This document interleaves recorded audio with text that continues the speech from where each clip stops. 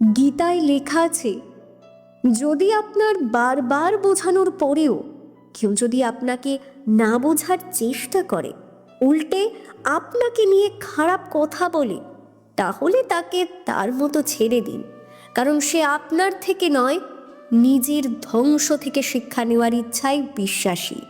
ভগবান শ্রীকৃষ্ণ বলেন যে আমার লক্ষবার বোঝানোর পরও দুর্যোধন বুঝল না, তাই তাকে ছেড়ে দিল তার মতো করে। ফলাফল মহাভারতের যুদ্ধ এবং দুর্যোধনের পরাজয়। তার নিজের বিনাশের কারণ হলো তার এই কথা না শোনা মনোভাব। তাই আপনি যদি কাউকে কিছু বোঝাতে চান, একবার বোঝান, দুইবার বোঝান।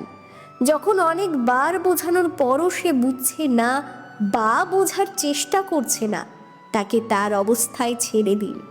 আপনি আপনার কর্তব্য করেছেন, বাকিটা তার ভাগ্যে যা লেখা আছে সেটাই হবে। রাধে রাধে।